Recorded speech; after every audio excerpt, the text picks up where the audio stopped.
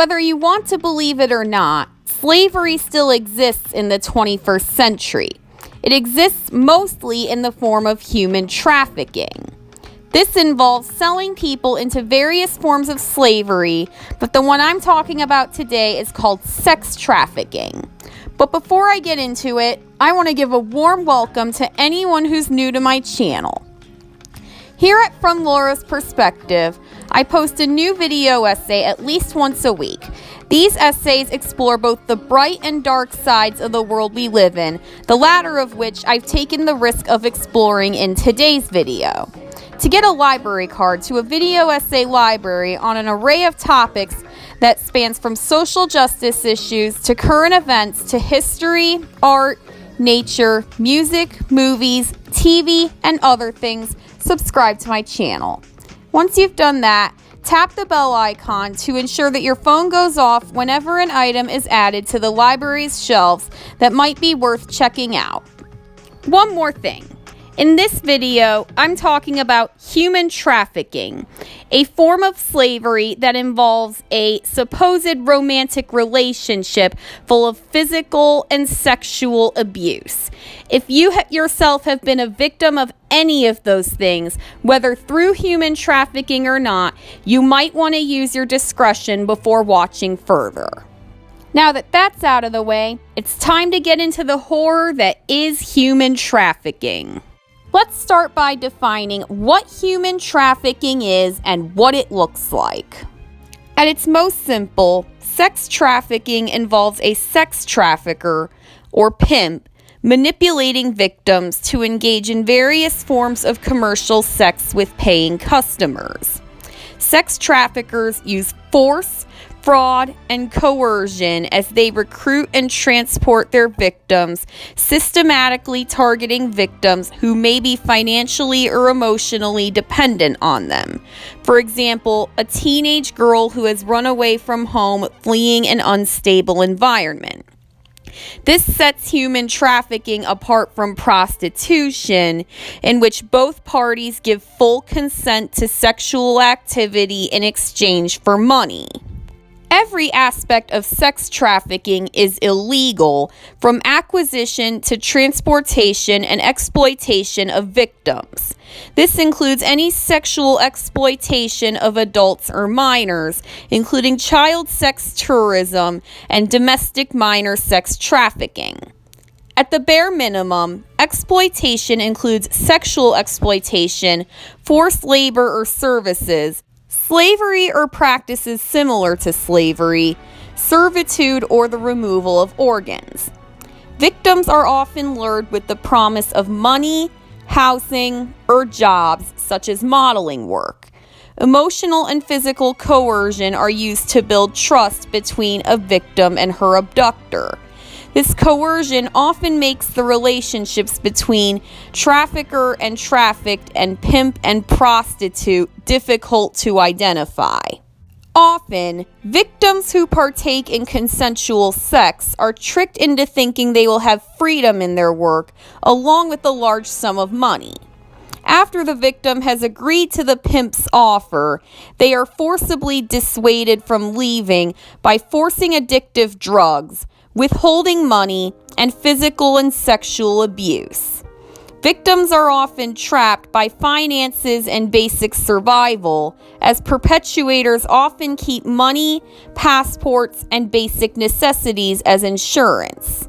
It is very common in the United States for pimps to own a business or store, especially a nail salon or massage parlor. So what are the different types and methods of human trafficking? The most common form of human trafficking is that which is controlled by pimps, who I defined in the last section. This type of trafficking involves one victim and one trafficker, called the pimp. To obtain control over their victims, traffickers will use force and drugs, as well as gaslighting and manipulation. In certain circumstances, they will even resort to various forms of violence, such as rape and mental and physical abuse. Traffickers sometimes use offers of marriage or modeling careers to obtain victims. Other times, they use threats, intimidation, brainwashing, and kidnapping. But before they do all these things, pimps do a little thing called grooming. This involves gaining the victim's trust by promising to love and take care of them, or that they'll be my baby, so to speak. Grooming also includes promises of a job or education or tickets to a specific location, among other things. The main types of work offered are in the catering and hotel industry, and bars and clubs, modeling contracts, or au pair work. Once the pimp has achieved their goal of gaining the victim's trust, the pimp proposes they have sexual intercourse, to which the victim may or may not consent. The requests may progress, and the trafficker may reference previous sexual acts in order to normalize the behavior, as well as participating in blackmail, especially when the encounter occurs over the internet. As sexual activity progresses, the trafficker cuts the victim off from family and friends, physically harms the victim as punishment for not complying with their demands, and makes death threats about the victim and/or their loved ones. Victims often experience Stockholm Syndrome, as pimps often manipulate victims into believing they are in a romantic relationship. When there are multiple traffickers involved, that's called gang-controlled trafficking. In general, gang members are expected or forced to participate in tasks that involve illegal and violent activity. Some of these criminal behaviors may include distributing drugs, robbery, trafficking drugs, extortion, and murder. Gangs may see trafficking as a faster way to make money, and it supposedly attracts less police attention than drug trafficking. Sex trafficking serves as a more cost and time-efficient way to make money, as one human trafficking victim can obtain money over the course of many years. Gangs may partner with different gangs in the area to work as a joint sex trafficking ring. This enables them to increase profits by trading different victims. This gives their client, also known as a John, a greater variety of options to choose from. Clients are often willing to pay a larger price for a specific type of victim. Another reason that gangs will share victims is because this makes it harder for law enforcement to keep track of the victims, which covers up their crime. Remember how I said that sex traffickers groom their victims? Well, what exactly does that look like? Well, the first thing these Romeo pimps or lover boys do is actively seek out young and vulnerable teenagers and try to make them fall in love with them. The Romeo pimp or lover boy usually does this while taking their victim on some kind of date or romantic vacation. If they travel, the lover boy takes his change and confiscates the victim's passport and/or form of identification. This way, the victim is trapped and can be passed on to the next trafficker. By doing this, the Romeo pimp or lover boy can slowly gain control of and exploit their victim. Although this method takes time and therefore is less commonly used, does not mean it is gone. Lover boys' methods are evolving due to social media. These lover boys have access to vulnerable individuals' online profiles just like anyone else. This allows them to gain lots of personal information and build a case and/or connection with their chosen target. Other manipulation techniques include taking the victim out to eat, giving them gifts, and taking them to parties where they're provided with drugs and alcohol. Most cases of human trafficking involve some kind of branding. This usually takes the form of a tattoo, which the trafficker forcibly applies to the victim, which indicates their relationship. For example, the tattoo might read, "Property of my trafficker." It makes me very angry, just as it should anyone. But one form of human trafficking involves people who sell their own relatives to sex traffickers. This is called familial trafficking. One study found that 60% of all child victims are related to their sex trafficker. Another study reveals that familial trafficking is most commonly headed by the mother. The mother was the primary trafficker in 64% of the cases. The father was the trafficker in 32.3% of the cases, and another family member in the remaining 3.2%. Familial trafficking may be difficult to detect because these children often have a larger degree of freedom and may still attend school and extracurricular activities. These kids usually don't realize that they're being trafficked and often don't have a way out. Familial trafficking is considered by some to be the most prevalent form of human trafficking within the United States. This form of trafficking is also extremely common abroad. Many families from impoverished countries, such as India, Thailand, and the Philippines, find themselves in situations where debt or tradition calls for the selling of a loved one, most commonly a female. In Thailand, there is a tradition known as Boon Kun, which establishes the youngest daughter as financially responsible for her parents as they grow old. Author Kara Siddharth interviewed a Thai victim who stated that she was proud to fulfill her duty to her parents in the form of tiny payments that the brothel owner sent to her father after her trafficking debts were repaid. Many children are sold to repay debts or to put food on the table for their family.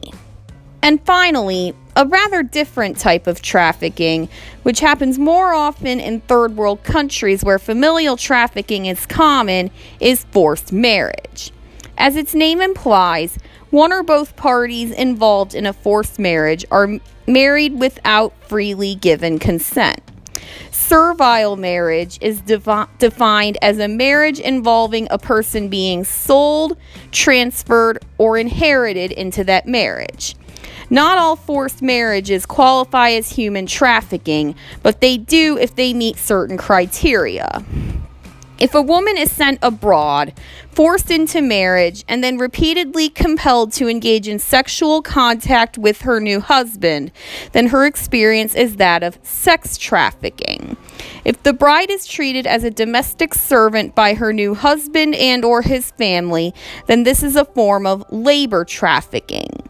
In the 2010s, around 140 million girls under the age of 18 all around the world were forced into early marriages, and the marriages involved threats from their families and grooms. So what makes a given girl so likely to be human trafficked?